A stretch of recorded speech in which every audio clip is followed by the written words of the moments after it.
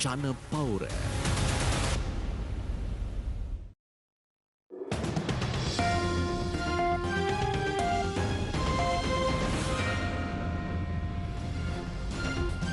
A very good afternoon and welcome to the lunchtime news here on TV1.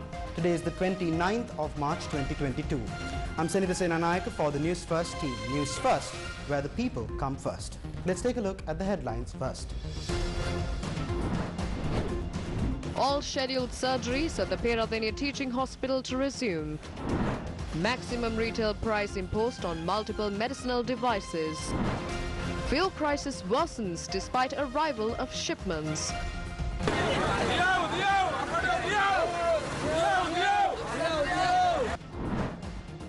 Former Minister Gammampila intensifies struggle against dual citizens.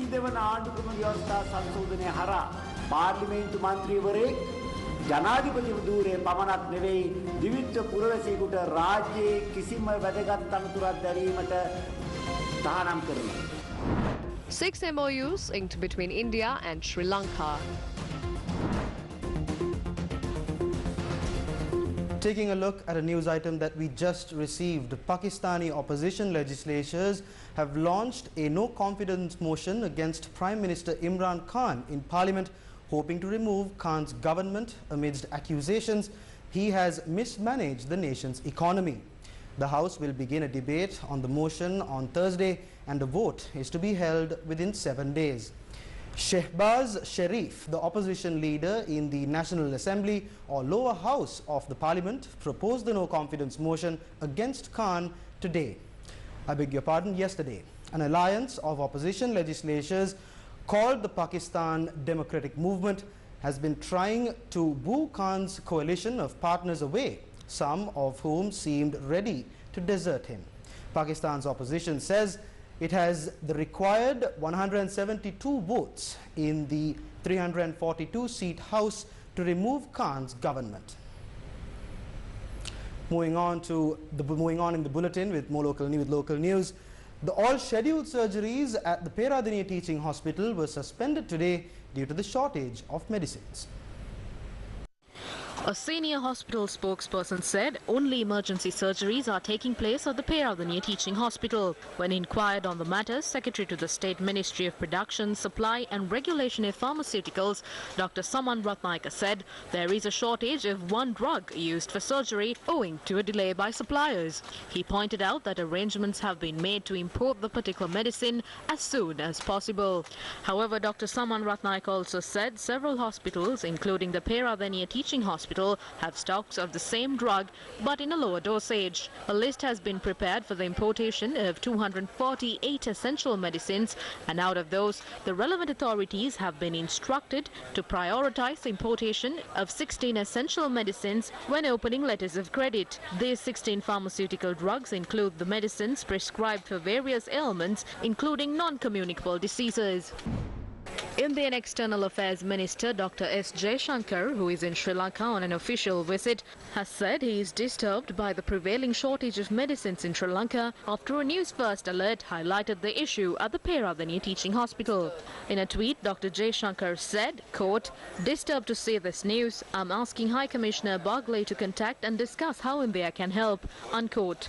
The Indian High Commission in a tweet thereafter noted that the Indian High Commissioner had spoken to the University of Peradeniya and inquired into the requirements of medicines to continue regular and scheduled surgeries. Thereafter, the director of the Peradeniya Teaching Hospital, Dr. Arjuna Tilakaratna, in a statement said the hospital will resume scheduled surgeries. Minister of Health Kelly Rabukwala has issued an extraordinary gazette revising the maximum retail prices of a number of medical devices. As per the gazette notification, the MRP of medical devices, including stents, test strips, intraocular lenses, blood glucose monitoring systems and pulse oximeters has been amended. The gazette and the relevant details can be found on www.newsfirst.lk. From the shortage of medicines to the shortage of fuel, the Ministry of Energy states that 37,500 metric tons of diesel will be unloaded today. However, people in many parts of the country still have to wait in queues for hours in order to purchase fuel. A number of vehicles attached to essential services, including vehicles belonging to the Ministry of Health, were seen waiting for fuel at the Union Place filling station in Colombo since this morning. සියලුම පරිපාලන නිලධාරීන්ගේ වැරදි නිසා මේ රට සම්පූර්ණ අභාග්‍ය සම්පන්න වෙලා තියෙනවා.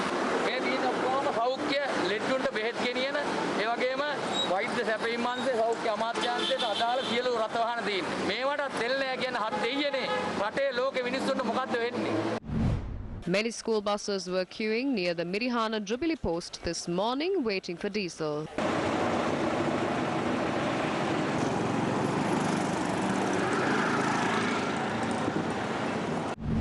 There were long queues seen in Ahaliagoda in Ratnapura since this morning to purchase fuel.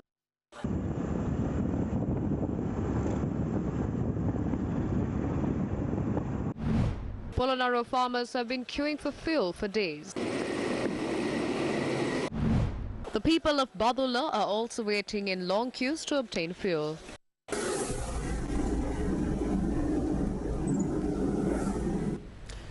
$3,500 metric tons of gas brought in a tanker to Handala Vattala was distributed at midnight on Monday. Litrogas stated that close to 100,000 gas cylinders were distributed. However, queues to purchase gas cylinders can still be seen in certain areas. A crowd gathered at the Pulvata ground in Ambalangoda this morning to purchase gas.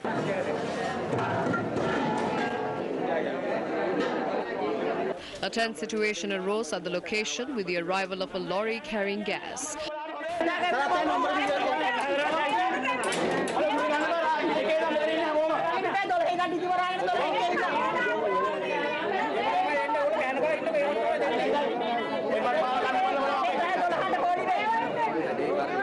According to our correspondent, gas was distributed at the location. People of Dadalla, Gaul remained in queue since 4 a.m. to purchase gas. A gas distribution lorry arrived at the location at 9 a.m. Despite tokens being issued to purchase gas, a large crowd was seen standing in queues to purchase gas.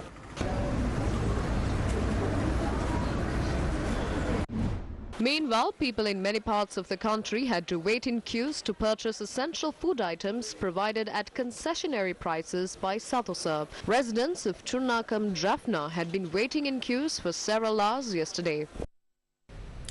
Sri Lanka is facing a serious issue in generating hydropower as water levels of reservoirs have dropped. The General Manager of the Ceylon Electricity Board said that hydropower generation from the Samanalawewa and Castlereagh reservoirs will be suspended from Friday due to the shortage of water. At the same time, Sri Lanka will experience 7-hour power cuts today. The Public Utilities Commission of Sri Lanka says many areas in the country will experience 7-hour power outages today. Groups P to W will experience a 5-hour power outage between 8:30 a.m. to 6:30 p.m. and 2 hours and 15-minute power cuts between 6:30 and 11 p.m. Accordingly, Groups A to L will experience a 5-hour power cut between 8 a.m. to 6 p.m. and 2 hours and 30-minute power cuts between 6 p.m. to 11 p.m. Officials of the Consumer Affairs Authority visited several filling stations in Nugegoda yesterday to inspect the quality of fuel. The inspection was made following a complaint by the National Movement for the Protection of Consumer Rights and the Self-Employed Union.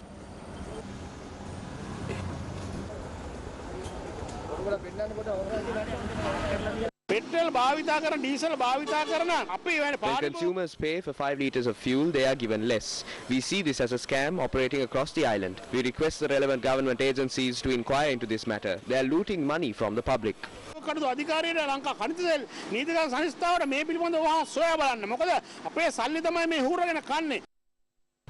Taking a look at a headline-making story this afternoon, former Minister Udaya Gammanpila says that he will move the 22nd Amendment to the Constitution that will prevent foreign nationals from seizing power in Sri Lankan politics. He expressed these views at a press briefing held in Colombo today. Some in the opposition are alleging that we are trying to get the voter base lost by the Rajapakshas to support Minister Namal Rajapaksa at the next presidential election. Unfortunately for Minister Namal Rajapaksa, the end of this regime will mark the end of the Rajapaksa rule as well as family politics that has plagued this country for more than 80 years. We have no intention of bringing a Rajapaksa back into power. No matter what Rajapaksa comes into power, it will be Basil Rajapaksa who will control the country. We will bring forward the 22nd Amendment to the Constitution to Parliament in April. This 22nd Amendment will prohibit any individual holding dual citizenship from holding any top government position, including being a parliamentarian or prime minister. ජනාධිපතිව ධූරයේ පමණක් නෙවෙයි දිවිත්ව පුරවැසියෙකුට රාජ්‍යයේ කිසිම වැදගත් තනතුරක් දැරීමට තහනම් කරනවා. The former minister reiterated that the parliament must be dissolved immediately. මොකද අපි මේ වෙන විට පාර්ලිමේන්තුව විසිරුවා හැරලා තමන් පාලනය කළ යුතු ආණ්ඩුව තීරණය කර ගැනීමේ අවස්ථාව නැවත ජනතාවට ලබා දීමේ වෑයමක කටයුතු කරනවා. ඒ නිසා we are trying to provide the opportunity to the people of reappointing the government to parliament. Therefore, the parliament can be dissolved at any time it sees fit. This is mentioned in the Article 71/1A of the Constitution. The parliament can inform the president to dissolve it. Then the president must dissolve the parliament. When we try to dissolve parliament, those MPs who support Basil Rajapaksa have become extremely uncomfortable. The government is spreading lies to comfort those individuals. However, that is completely false. Some factions are saying that we must wait 3 years to send the Rajapakshas home. We would like to remind those in the opposition of that stance. There won't be a country left to save in 3 years. බොරුවක් ආණ්ඩුවේ ප්‍රචාරය කරමින් ඉන්නේ. නමුත් ඒක සම්පූර්ණයෙන් වැරදි. සමහරු යෝජනා කරනවා රාජපක්ෂවරු සියල්ලම ගෙදර යවන්න පුළුවන් තා අවුරුදු 3කින් එතෙක් බලා ඉන්න ඕනේ කියලා. තවත් අවුරුදු 3ක් බලාගෙන හිටියොත් පාලනය කරන්න රටක් ඉතුරු වෙන්නේ නැති බව අපි එහෙම හිතන විපක්ෂයට සිහිපත් කරන්න ඕනේ. The BIMSTEC ministerial meeting was held in Colombo today. Sri Lanka's Foreign Affairs Minister Professor G.L. Piris chaired the meeting. India's External Affairs Minister Dr. Subramaniam Jaishankar, Bangladesh Foreign Minister A.K. Abdul Momin, Nepal's Foreign Minister Narayan Khadka, Thailand's Foreign Minister Don Pramud Vinay and Bhutan's Foreign Minister were present at the meeting. Myanmar's Union Foreign Minister Wunna Mawung Luwin joined the meeting online. Sri Lanka's Foreign Affairs Minister Professor G.L. Piris began the session with his remarks. Your Excellencies, the Bay of Bengal has in recent times acquired a central role in the Indian Ocean due to the rapidly growing economies of the countries. Sri Lanka's geostrategic location at the center of the Indian Ocean has been a magnet, attracting a diverse variety of nations and peoples over the centuries from far and near, or indeed European colonial powers to its shores. The 21st century belongs to Asia. Cooperation in the maritime sector through connecting ports to ports as well as developing ferry services will help promote people-to-people contact among the BIMSTEC countries. Such connectivity will undoubtedly enable the sharing of economic opportunities among our peoples. BIMSTEC Secretary General Tenzin Lekpel was also present. The ministerial level meeting was held today in the run-up to tomorrow's BIMSTEC summit that will be attended by the leaders of the 7 BIMSTEC nations. Now, tomorrow is going to be a very special day as far as this summit is concerned, because we are about to see the BIMSTEC charter being signed among all countries, and also 3 other agreements on providing legal advice, on diplomatic training institutions and transport as well. News First will continue to keep you updated on these developments coming out of the BIMSTEC summit. I'm Hassan Shazuli signing off from the BMICH in Colombo. Thank you, Hassan, for that comprehensive report. Moving on, Sri Lanka and India have signed 6 memorandums of understanding yesterday when Indian External Affairs Minister Dr. S. Jaishankar called on his Sri Lankan counterpart Professor G.L. Piris in Colombo. Sri Lanka and India signed 6 MOUs at the Foreign Ministry in Colombo. MOU for the establishment of modern computer labs and smart boards with customized curriculum software in 200 schools in the Galle district. MOU on the implementation of the Sri Lanka Unique Digital Identity Program with the Government of India's grant assistance. MOU between the Sushma Swaraj Institute of Foreign Services in India and the Bandar Naik International Diplomatic Training Institute. MOU for providing Marine Rescue Coordinating Centre. MOU on the implementation of hybrid power projects in 3 islands in Jaffna. MOU on cooperation in development of fisheries harbours in Sri Lanka. Thank you very much, Sri Lanka Navy.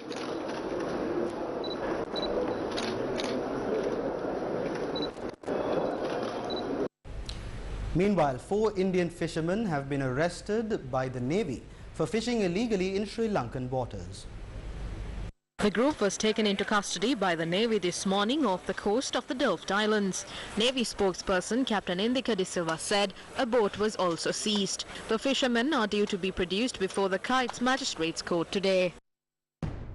Meanwhile, today is the final day of the Indo-Sri Lanka joint naval exercise on the west coast of Sri Lanka. Sharda of the Indian Navy arrived at the port of Colombo on the 23rd, and Sairala of the Sri Lanka Navy are participating in this exercise. This includes practical exercises for landing, relaunching helicopters and exchanging messages between aircrafts and ships during maritime operations. The Navy said that the training exercise will be supported by the Sri Lanka Air Force. The joint exercise aims to enhance bilateral cooperation in conducting joint operations to crack down on illegal activities in the Indian Ocean region, including search and rescue operations, drug and human trafficking.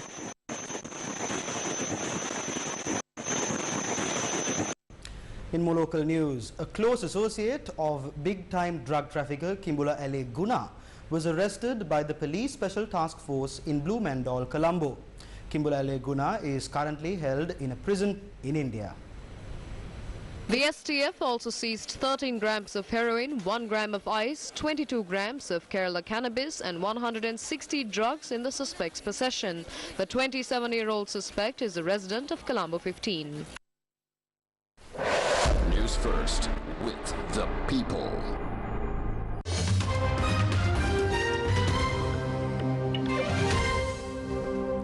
In your latest developments coming in from Ukraine, Ukrainian forces recaptured a key Kyiv suburb and desperately clung on to control of the besieged city of Mariupol as negotiators prepared to meet Russian counterparts for face-to-face talks in Istanbul today. The Interior Minister said troops liberated the suburban town of Irpin, wresting a key gateway to the capital's northwest from Russian control. Journalists witnessed continued heavy shelling in the area and encountered fleeing residents who described hellish scenes of bombs raining from the sky and people killed in cold blood while trying to escape. Western experts describe the loss of Irpin as a significant setback for Russian forces, who are still trying to regroup after a failed first attempt to encircle the capital. It is now more than a month since Russian President Vladimir Putin's tanks rolled into Ukraine, hoping to cripple or oust the democratic government in Kyiv. And that brings us to an end of this edition of Lunchtime News here on TV1. For the News First team, I'm Samita Senanai. News First, where the people come first. Take care and stay safe.